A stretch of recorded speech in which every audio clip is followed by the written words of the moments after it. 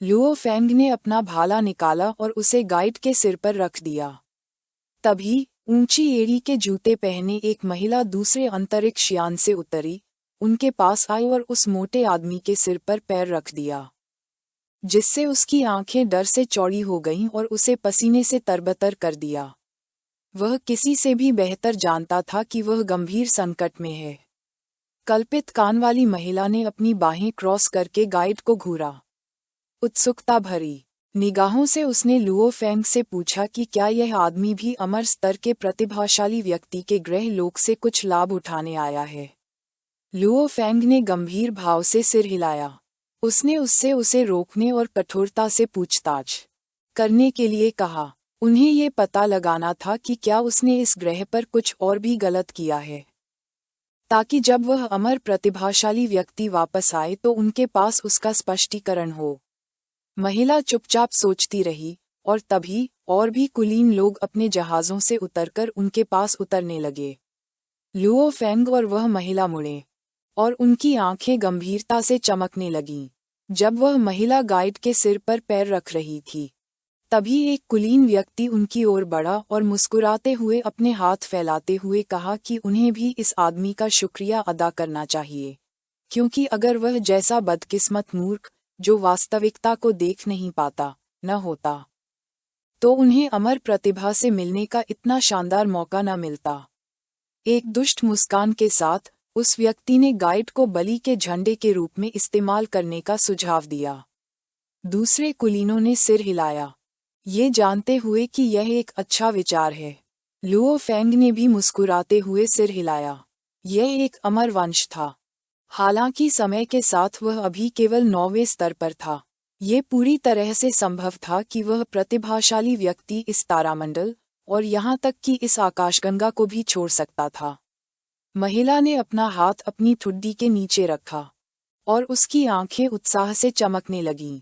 उसे एहसास हुआ कि तब तक वह अमर प्रतिभाशाली नहीं रह जाएगा, बल्कि एक अमर मार्क्वेस, एक ड्यूक, या यहाँ तक कि एक अमर राजा बन जाएगा। जैसे जैसे वह महिला गाइड के सिर पर पैर रखती गई, लुओ फेंग निराश होने से खुद को नहीं रोक सका, क्योंकि यह सचमुच शर्म की बात थी कि लू शिंग उनके श्वेत धुंध तारा क्षेत्र से नहीं था। लुओ फेंग ने एक गहरी सांस ली, और उसकी आंखें दृढ़ संकल्प से चमकने लगीं, क्योंकि सब कुछ के बावजूद स्पीकर झेंग लोपुं का उनके अच्छे संबंध बनाने में मदद करना एक सौभाग्य की बात थी। गाइड का चेहरा पसीने से लथपथ था और उसका मन किसी से भी ज्यादा डर से भरा हुआ था। वह जानता था कि उसे कुछ करना होगा। मोटे आदमी की आंखें घबराहट से चौड़ी हो गईं और उनसे आंसू एक अंतहीन नदी की तरह बहने लगे, क्योंकि वह डर के मारे सोच रहा था कि क्या उसने सचमुच अमर काउंट के अपने ही ग्रह से मुनाफा हड़प लिया है। मोटा आदमी सदमे में था, क्योंकि उसे यकीन नहीं हो रहा था कि ऐसा होने की 1 अरब में एक संभावना उसके हाथ लग गई है। सूरज ढल रहा था, और वह महिला घमंडी गाइड के सिर पर पैर रखे जा रही थी। मोटे आदमी को बस निराशा ही हाथ लगी। वह सोच रहा था कि आखिर उसने संसाधन विभाग में नौकरी क्यों की। उसने सोचा कि बेहतर होता कि वह बस एक स्टार लॉटरी टिकट खरीद लेता और घर पर बैठकर जैकपॉट का इंतजार करता। बेचारी झेंग यू को धीरे धीरे होश आने लगा। डर से भरे चेहरे के साथ वह खांसने लगी और अपनी आंखें खोलने लगी। उस महिला ने गाइड के सिर को और जोर से दबाया, उसे ठीक से घुटने टेकने का आदेश दिया। जब झेंग यू ने अपना सिर उठाया, तो उसका मन उलझन से भर गया। उसे समझ नहीं आ रहा था कि क्या हो रहा है। लुओफेग मुड़ा और शांत भाव से चुपचाप उसकी ओर चलने लगा। लुओफेग एक सच्चा सज्जन था। उसने झेंग यू को खड़ा होने में मदद की और पूछा कि क्या वह ठीक है, क्योंकि वह जानता था कि उसने बहुत कुछ सहा है। मुस्कुराते हुए उसने जवाब दिया कि अब वह काफी बेहतर महसूस कर रही है और उसकी मदद के लिए धन्यवाद दिया। लुओफेग की आंखें शांति से चमक रही थीं। तभी उसने एक छोटी हरी शीशी निकाली और उसका ढक्कन खोला, जिससे बूंदें जमीन की ओर गिरने लगीं। झेंग यू का ध्यान उस पर था, और शक्तिशाली आभा को देखकर उसकी आंखें आश्चर्य से चौड़ी हो गईं। बूंदें जमीन पर गिरीं और कुछ ही देर बाद बिना किसी जगह से घास उगाए लुओफेंग के चेहरे पर मुस्कान आ गई और झेंग यू का जबड़ा सदमे से खुला रह गया। उसे समझ नहीं आ रहा था कि क्या हो रहा है। ध्यान से देखने पर उसने महसूस किया कि इसने एक पल में पूरी जमीन को पुनर्जीवित कर दिया था। एक अजीब सी अनुभूति महसूस करते ही उसकी आंखें आश्चर्य से चौड़ी हो गईं। उसने अपना हाथ अपनी छाती पर रखा और एक गर्म शक्ति ने उसे घेर लिया, जिससे उसे राहत की लहर महसूस हुई। जमीन से निकलने वाली प्राण शक्ति ने उसके जख्मों को साफ कर दिया था और यह अविश्वसनीय रूप से सुकून देने वाला एहसास था। लुओफेंग ने एक दयालु मुस्कान के साथ औषधि को ऊपर उठाते हुए बताया कि उसके पास 11वें स्तर से नीचे की कोई औषधि नहीं है। ये रहस्यमय बैंगनी औषधि उपचार कर सकती थी, लेकिन इसे पीने से पहले इसे करोड़ों बार पतला करना पड़ता था। इसलिए उसके पास इस धरती पर इसे डालने के अलावा कोई विकल्प नहीं था ताकि इस ग्रह का पोषण हो सके। झेंग यू बस चुपचाप देखता रह सकता था। लुओफेंग ने उसे औषधि देते हुए तर्क दिया कि अगर वह थोड़े से भी कोर विकिरण से ठीक हो सकती है और अपनी ताकत को बहुत बढ़ा सकती है, तो अमर काउंट का गृहलोक इतना बंजर। झेंग यू का मन सवालों से भरा था। उसे समझ नहीं आ रहा था कि क्या करे। कृतज्ञता भरे भाव से उसने लुओफेंग के आगे सिर झुकाया और अपनी जान बचाने के लिए उनके आधिपत्य का धन्यवाद किया। उसने जमीन की ओर देखा और शर्माने से खुद को नहीं रोक पाए, ये सोचकर कि यह बहुत कीमती है। उसे एहसास हुआ कि औषधि की एक शीशी पूरे नीले तारे को विकसित कर सकती है। उसकी आत्मा पर बस हल्का सा असर हुआ था और थोड़े आराम के बाद वह ठीक हो जाएगी। इस तरह की उपचार औषधि पूरे ग्रह से भी ज्यादा कीमती हो सकती है। उसने अपना हाथ अपनी छाती पर रखा और लुओफेंग को प्रणाम करना बंद कर दिया। वह टमाटर की तरह लाल हो गई थी और ध्यान से सुन रही थी। उसने महसूस किया कि इसकी वजह से उसकी ताकत बहुत बढ़ गई है। उसने अपनी आंखें बंद कर लीं और एक आह भरी, उन कड़वे दिनों के बारे में सोचते हुए जब उसने बड़ी मेहनत से ऊर्जा क्रिस्टल इकट्ठा किए थे ताकि उन्हें एक मार्गदर्शक के बचे हुए हिस्से के बदले में दे सकें।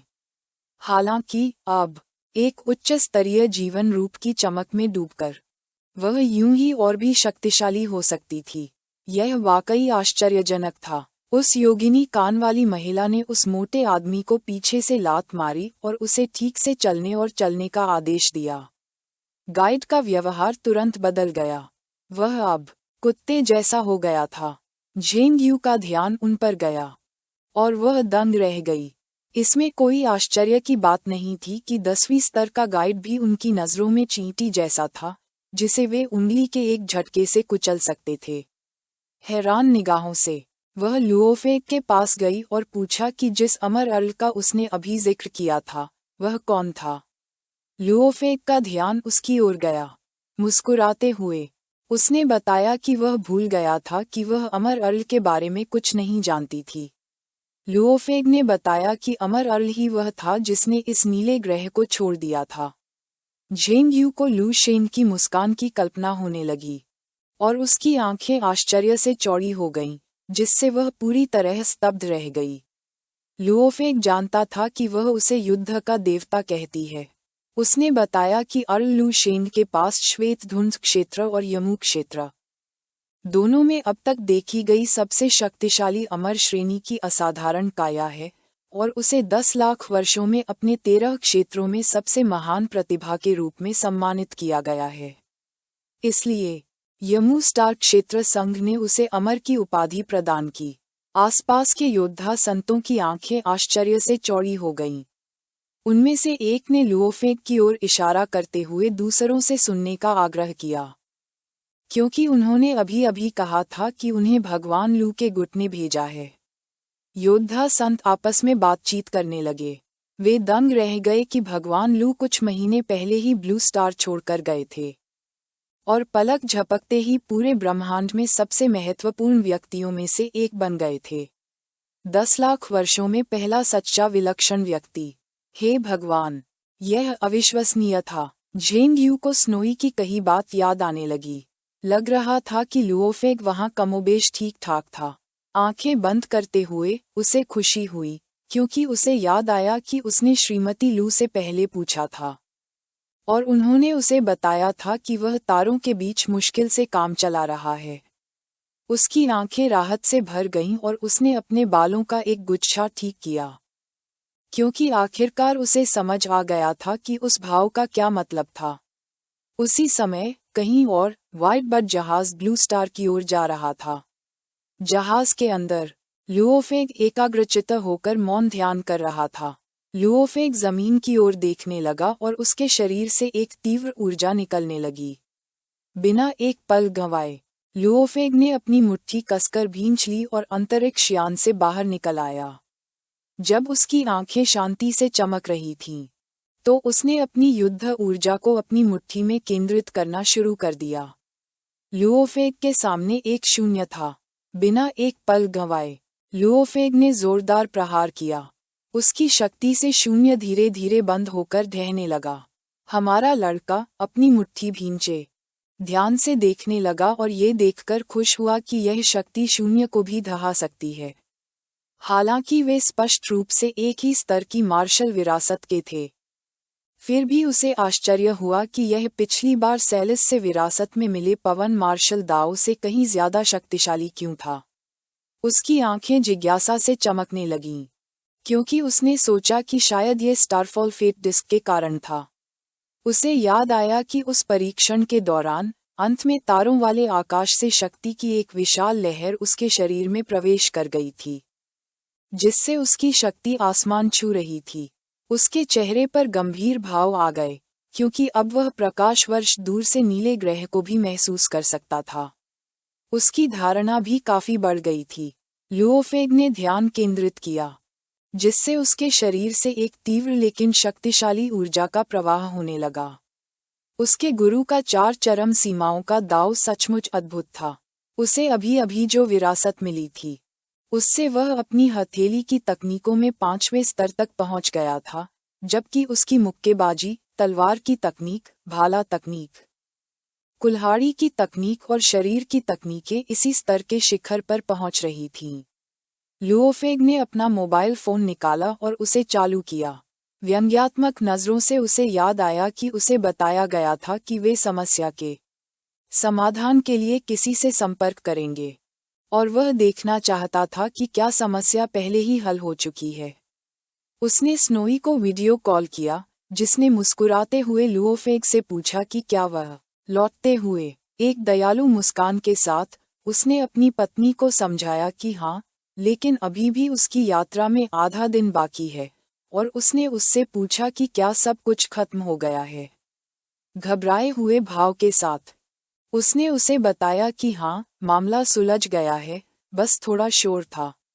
उसकी आंखें भ्रम और जिज्ञासा से चौड़ी हो गईं, ये सोचकर कि आखिर यह कितना शोर हो सकता है।